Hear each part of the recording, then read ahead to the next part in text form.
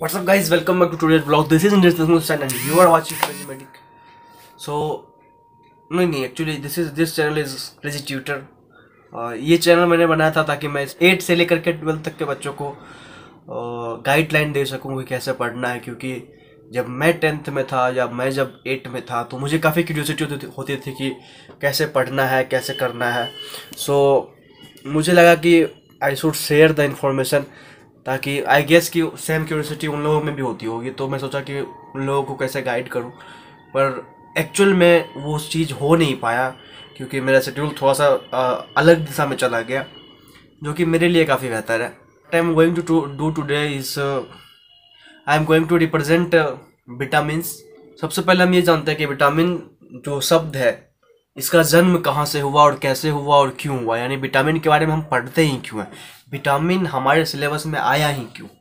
तो विटामिन हमारे सिलेबस में इसलिए आया क्योंकि प्रोटीन एक समय था जब प्रोटीन का काफ़ी वायबिलिटी था, प्रोटीन हर जगह पाया जाता था। इनफैक्ट अभी भी ये माना जाता है कि हर चीज़ प्रोटीन, जैसे हमारे बॉडी में एंटीबॉडी प्रोटीन का, हार्मोन प्रोटीन का, एंजाइम प्रोटीन का, तो मतलब प्रोटीन हर जगह पाया जाता है। डीएनए को भी एक समय तक प्रोटीन माना जाता था, आरएनए में भी प्रोटीन काम कर रहा है, कैटलिस्ट प्रोटीन का है, तो हर जगह प्रोटीन की वायबिलिटी। तो इस वायबिलिटी को देखते हुए साइंटिस्ट मान रहे थे कि प्रोटीन हर जगह अवेलेबल है, और उसी के बेसिस पे कुछ एक वाइटल प्रोटीन, जो प्रोटीन काफ़ी वाइटल है यानी कि हमारे शरीर में काफ़ी वाइटल रोल प्ले करते हैं, उसके बिहाफ पर एक शब्द, एक टर्म दिया गया जैसे विटामिन।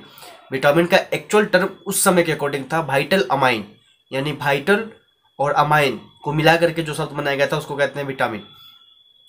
सो लेटर ऑन जब रिसर्चर रिसर्च करते गए तो दे फाउंड कि एक्चुअल में ऐसा कुछ है नहीं, मतलब अमाइंस की प्रॉपर्टीज उन वाइटल मटेरियल्स में कम मिल रही थी। That's why they later changed it and vitamin से ही इन लोगों ने वाइटामिन कर दिया, विटामिन कर दिया। यानी पहले VITAMINE होता था स्पेलिंग, अब होता है VITAMIN। सो लास्ट में वो हटा दिया गया, हटा दिया गया, विटामिन ग्रुप। अच्छा, आप बोलोगे कि ये अभी भी अमाइन ग्रुप इसमें क्यों रखा गया है? क्योंकि vitamin is an intermediate compound.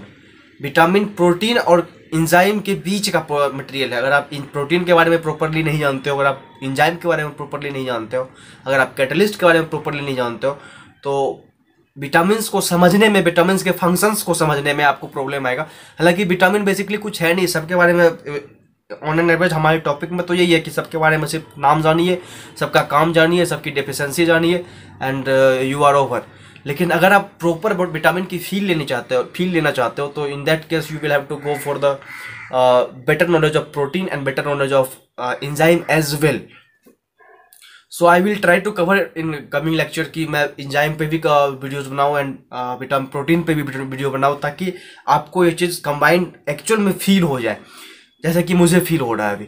सो ये थी विटामिन की हिस्ट्री, की विटामिन कहाँ से आया, कैसे आया और विटामिन शब्द क्यों पड़ा। नाउ अब के समय में क्या होता है, या नाउ मॉडर्न डेफिनेशन जो विटामिन का है वो ये है कि ऑल द ऑर्गेनिक सब्सटेंसेस जिसके मोलिकुलर वेट्स लो होते हैं वो विटामिन के कैटेगरी में रखे जाते हैं। जितने भी ऑर्गेनिक सब्सटेंस है जो हमारे यूज में आते हैं और उनका मोलिकुलर वेट लो होता है, उनको हम विटामिन कंसिडर करते हैं। तो ये है प्रेजेंट और केमिकल बेसिस पे जो कंसिडर किया गया है डेफिनेशन। पर जब इसका ग्रोथ हुआ था, जब ओरिजिन हुआ था विटामिन का, तब वो था।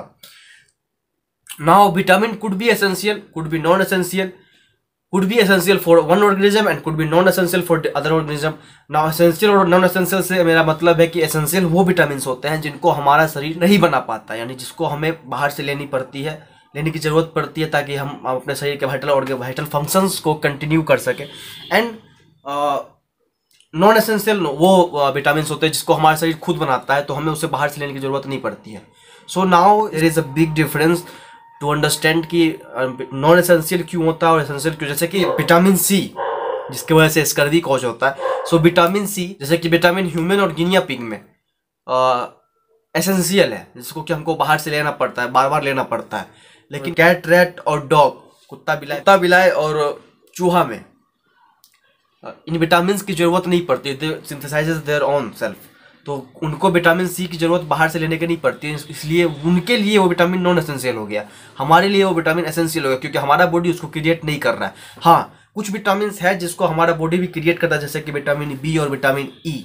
विटामिन B12 जो कॉम्प्लेक्स है, और विटामिन ई जो हमारे इंटेस्टाइनल फ्लोरा की वजह से हमारे इंटेस्टाइन में बनाए जाते हैं। हमारे इंटेस्टाइन में इस्क्रेडिया कोलाई नाम की एक बैक्टीरिया होती है, जिसकी मदद से हम इन विटामिन को क्रिएट करते हैं, बट ये वो काफ़ी माइन्यूट अमाउंट में क्रिएट होता है, इसलिए थोड़ा बहुत हमें इसको बाहर से भी लेना पड़ता है, लेकिन काफ़ी माइन्यूट अमाउंट में लेना पड़ता है, क्योंकि हमारा बॉडी ऑलमोस्ट इसको लगभग बना लेता है।